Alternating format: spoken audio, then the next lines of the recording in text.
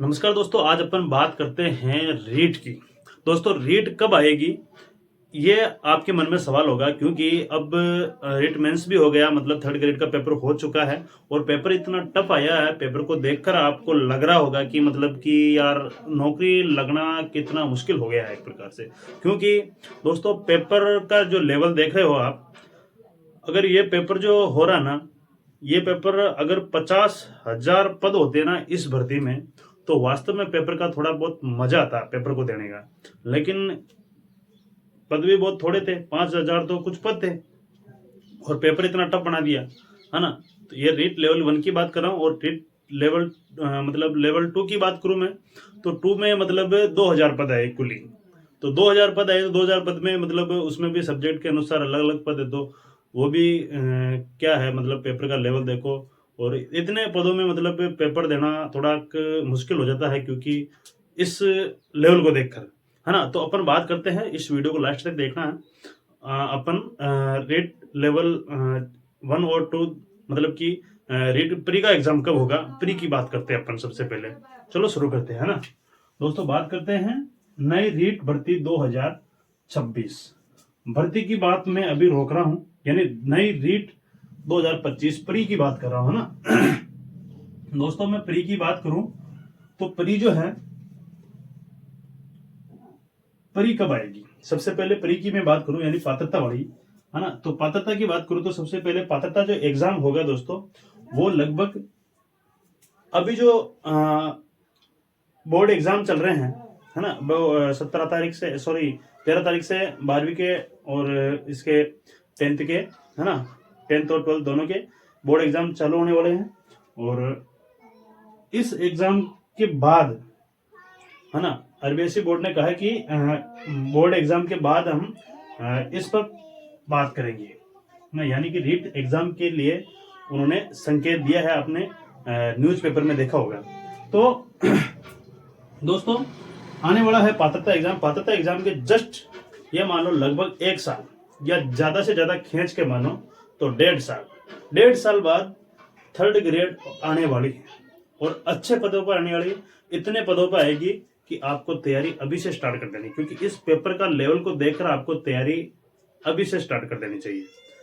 अगर आप 5-6 महीने तैयारी करते हो और 8-7 महीने भी तैयारी करते हो, तो इस पेपर में हवा नहीं लगने वाली। पेपर इतना टफ था, और पेपर में प्रैक्टिस बहुत ज्यादा चाहिए, क्योंकि पेपर बहुत लेंथी था, है ना। उसको पढ़ना और करना बहुत ही आसान बिल्कुल नहीं कह सकते हैं, है ना, बहुत ही मुश्किल वाला काम था, है ना। तो पात्रता की मैं बात करूं, पात्रता दोस्तों इसमें रहने वाली है आजीवन, है ना। तो आजीवन पात्रता रहने वाली है। जिन भाई बहनों के अभी तक पात्रता नहीं हुई है, उन लोगों को अभी से पात्रता के लिए तैयारी स्टार्ट कर देनी चाहिए। जो बीएसटीसी फर्स्ट ईयर में है, सेकेंड ईयर में है, जिसने बीएसटीसी में, जैसे पिछली बार जिसका नहीं हुआ बीएसटीसी करे हुए लोगों के भी मतलब पात्रता क्लियर नहीं हुई है, तो उनको भी अभी से लग जाना चाहिए, है ना। और बात करता हूं दोस्तों फर्स्ट ईयर की, तो फर्स्ट ईयर में भी जो है ना अभी स्टूडेंट, उनको भी लग जाना चाहिए। आपका, आप इस भर्ती में जो 26-27 में जो भर्ती आएगी ना, उस भर्ती में आप एलिजिबल हो जाओगे, इसलिए आपको ये पात्रता देनी है। जैसे बीएड भी कर रहे हैं कोई साइंस से, साइंस मैथ से, या फिर आर्ट्स से, जो उनको भी कर लेनी चाहिए, है ना। इसकी तैयारी कर लेनी, शुरू कर लेनी चाहिए, ठीक है। अब बात करता हूं दोस्तों एग्जाम की, सबसे पहले ना। कौन से एग्जाम की, पात्रता वाला एग्जाम। पात्रता वाला एग्जाम लगभग आ सकता है दोस्तों जून जुलाई के आसपास, है ना। ये जो है जून या जुलाई के आसपास पात्रता का एग्जाम देखने को मिल सकता है ना। तो आप इस चीज को लेकर, यानी इस महीने को लेकर, इन महीने को लेकर आपको तैयारी अभी से स्टार्ट कर देनी चाहिए मेरे ख्याल से, ठीक है। अब बात करता हूं दोस्तों मेंस की, उन कितने पद आएगी, ये सबसे इंपॉर्टेंट चीज रहती है।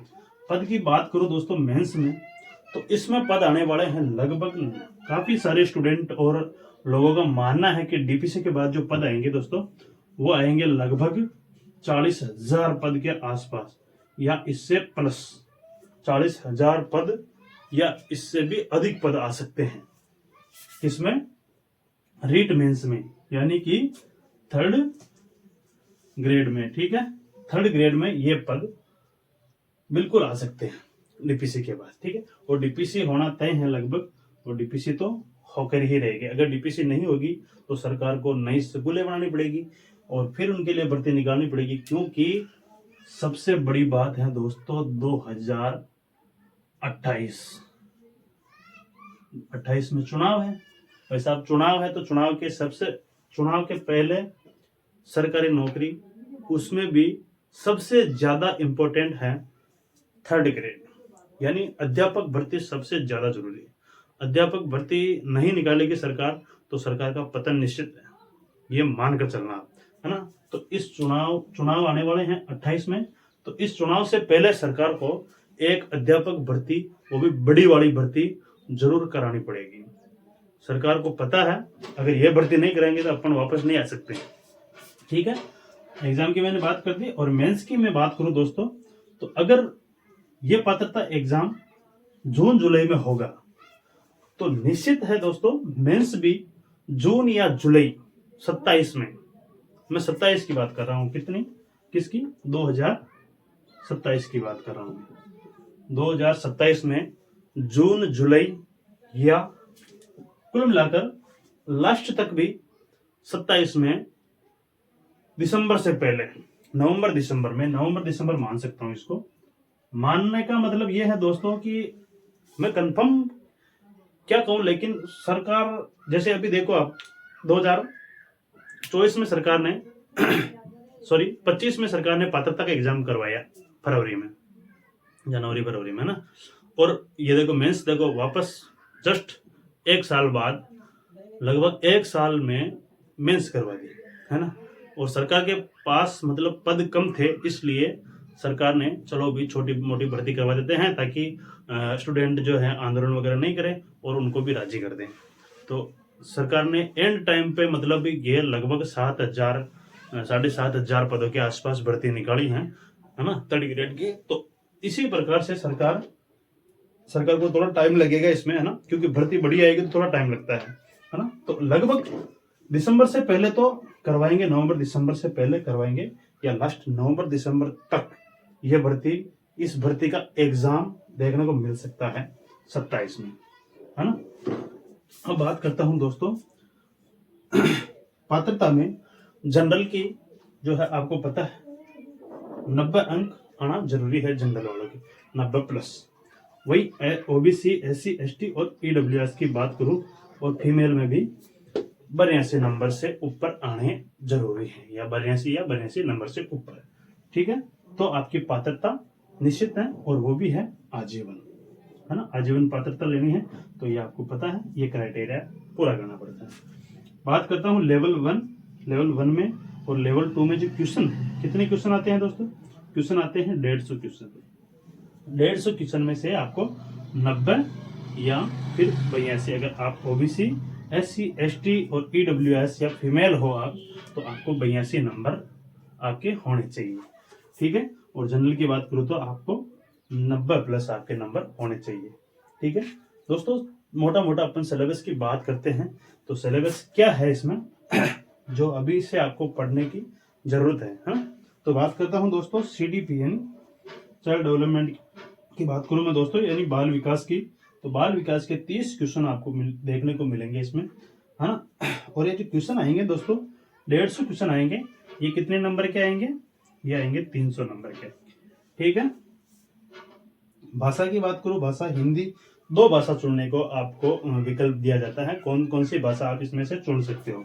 तो आपको पहली भाषा जैसे आपने हिंदी चुन लिया तो हिंदी के 30 क्वेश्चन आएंगे, और दूसरी भाषा जैसे आपने, बहुत सारे स्टूडेंट जो इंग्लिश जिसकी अच्छी पकड़ है इंग्लिश की, जैसे किसी के इंग्लिश लिटरेचर रहा हो सब्जेक्ट, है ना, तो या तो आप अंग्रेजी भर सकते, अंग्रेजी आपकी सेकंड लैंग्वेज हो सकती है, या फिर अधिकतर जो स्टूडेंट है वो कौन सी चुनते हैं? संस्कृत भाषा चुनते हैं।